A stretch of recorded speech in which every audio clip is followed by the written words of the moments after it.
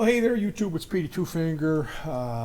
Good morning, good afternoon, good evening. And today I'm going to be yakking about the new XMG300, the new XMG30. Its bigger brother. We are going to be unboxing. We just got this in from Thomann. Music is our passion, unless of course you say Thomann and then. So that might be its own video. So if you're just here for the unboxing, this is the run my mouth video. So I had purchased a new XMG 300. Got mine used. It was $110 on eBay. It came in like brand new. It looked like someone tested it and sold it. Right after I bought mine, they announced the MG30. Its bigger brother, and that's my one gripe is I wish they would have named them a little different. There's the 300 is the little brother and the 30 is the good one. So between the two, you know, I paid $330 for two of these things. I've got one that's in my practice area and where I write music, and then I got another one that I can take out on the road. So I signed up to the MG300 fan group a while ago, and I got to tell you, issues with connectivity, issues with firmware updates. One of the things I did, I went through for about a week, I was working on this, where I harvested all the patches on the internet that I could find, and then I went through and tweaked those patches. A lot of them, the delays and the reverbs, the effects were turned up in the mix way too much. Like maybe if you're a bedroom player, you can have all that effect on there, but in a real making music scenario, you need to tone that stuff down.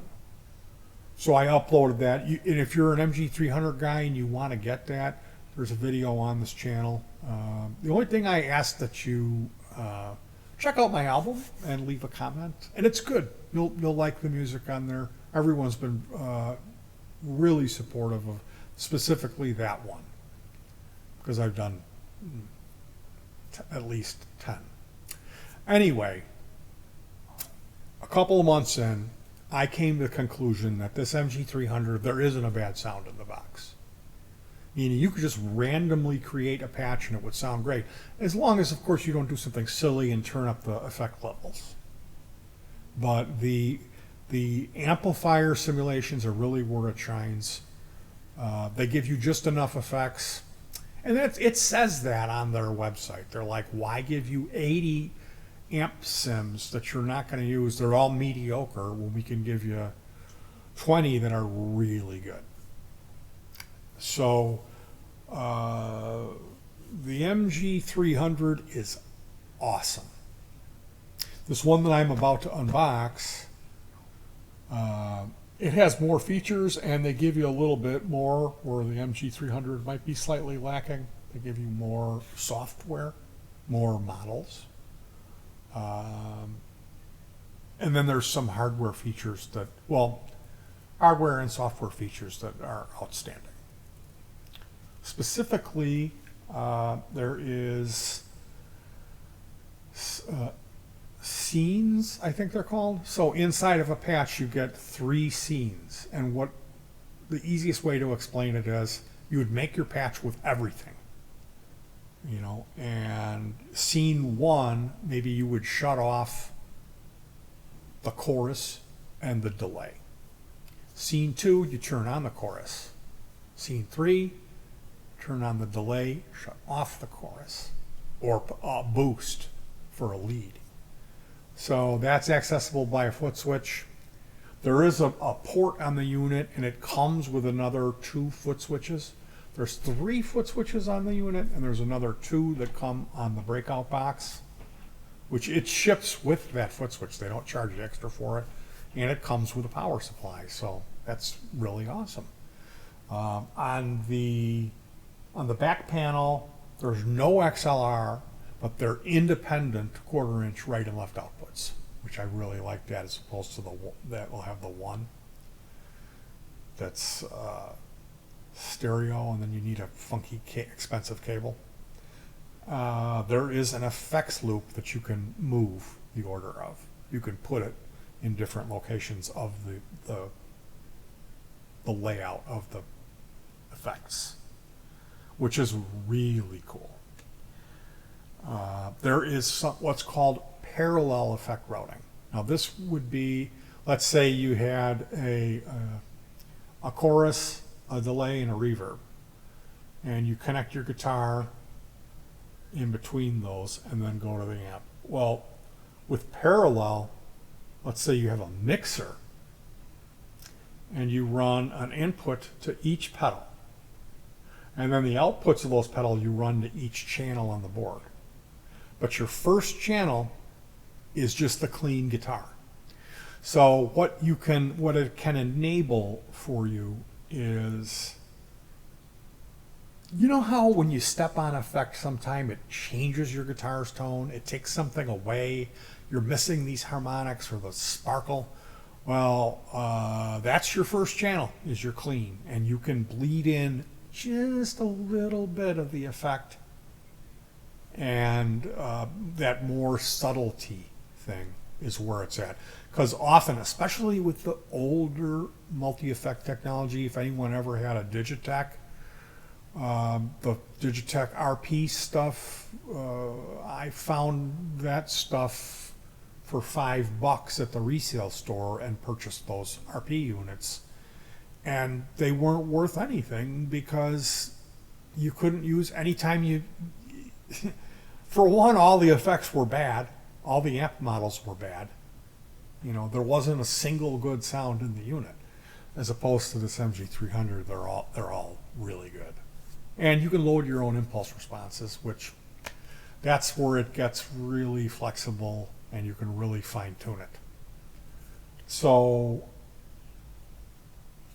even with its dual processor, the unit runs at 9 volts and it pulls a half an amp of current, 500 milliamps. Now this is important to me because I play remote and there's no AC. I've built a 600 watt PA that runs off of an e-bike battery, a 48 volt, big old lithium ion rechargeable battery pack, and I run my multi-effects. This year I'm trying a phone bank that has this is 5 volts, but I have a little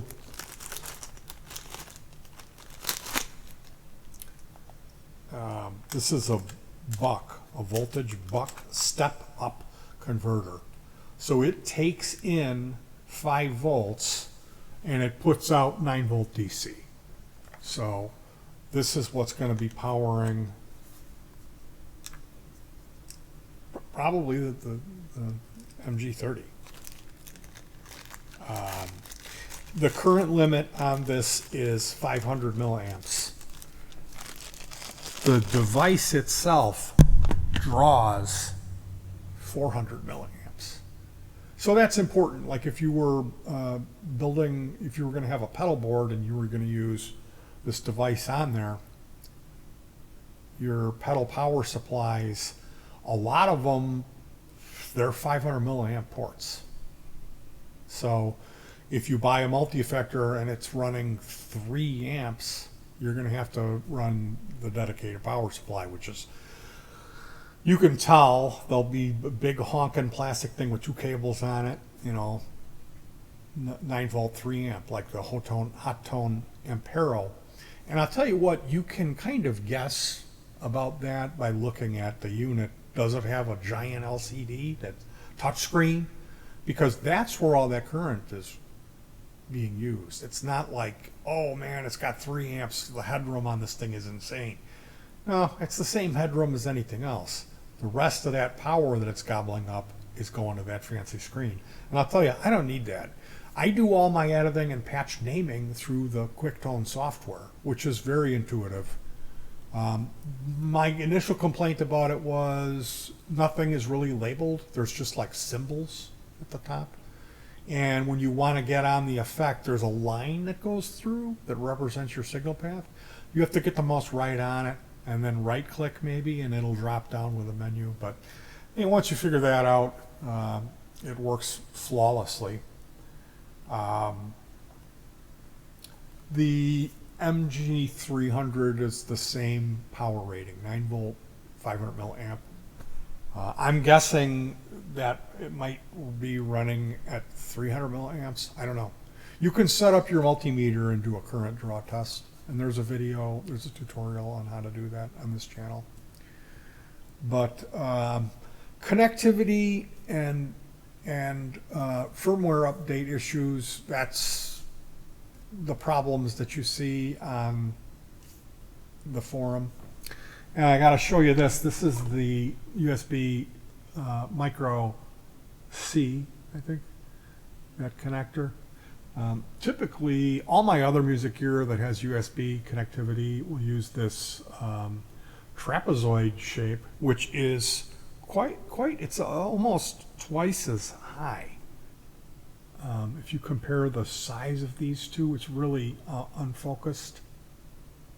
But this white unit, like I said, all my other stuff uses that cable connector, and once that's plugged in, it's not going anywhere. You can wiggle it and it won't break connectivity. This connector is not good on the NUX. It's a jiggle box. So my solution is I've got this masking tape here, and I am going to apply this tape and then write on it NUX to identify this cable as this is the one that came with it. This is the one that works the best. And then when I actually am programming patches, or if I'm going to use the unit for a recording interface, because it does that. You can just plug this in to your computer and there you go. You must plug headphones into the unit because you're using the unit for the input and the output. But the only time that I would need this cable plugged in to the unit is for recording or for editing patches. And typically I do all the patch creation, moving stuff around, renaming stuff with the QuickTone software, and then any little adjustments I need to do happens here through the front panel, which is, it's super easy to, it's really smart the way they lay it out and navigate it. Everything programming through the front panel is not a challenge, you know. Well, and yet I see people are having a hard time with it in the forums.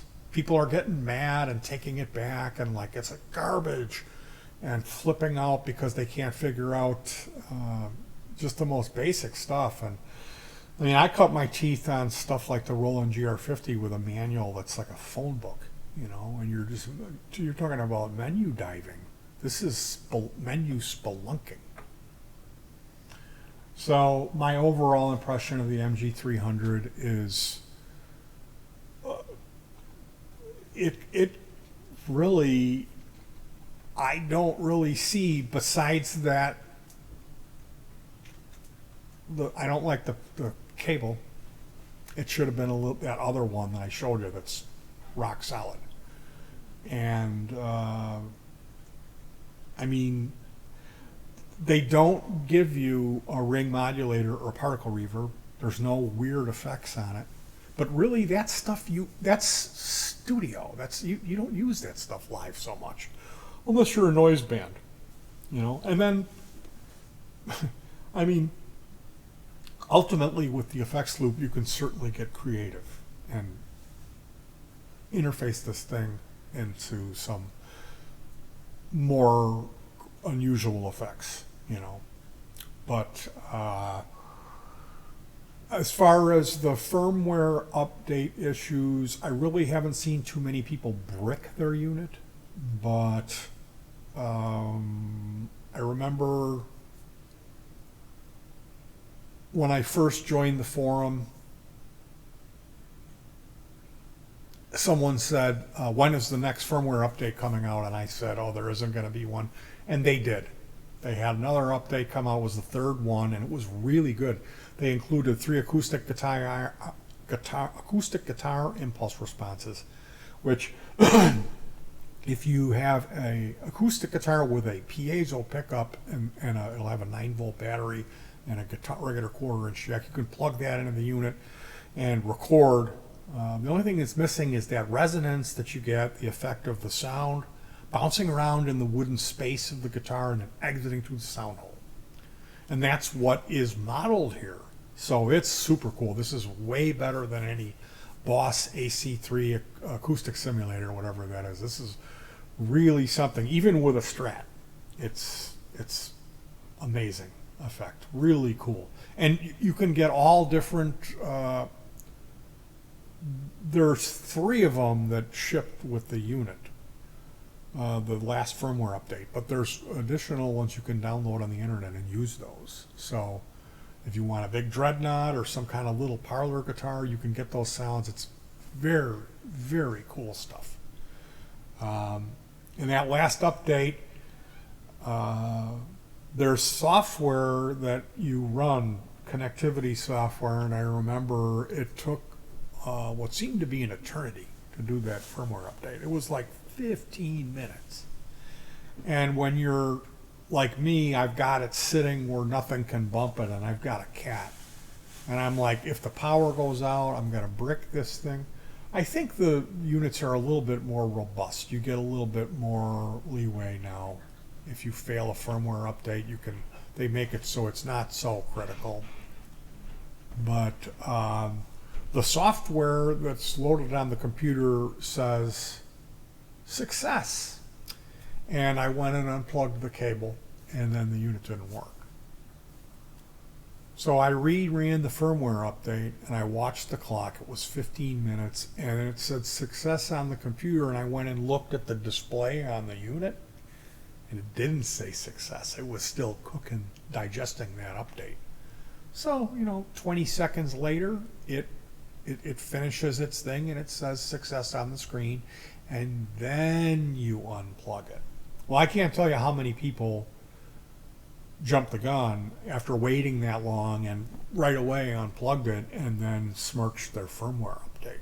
So there are issues with that can be avoided with a little bit of patience and common sense, dare I say it. So my overall thing with the MG300 is it's really affordable. Yeah, it's a plastic chassis, but we all know, unless you're a moron, if you're in the band Idols and you're like stamping your feet, you're not going to have a problem.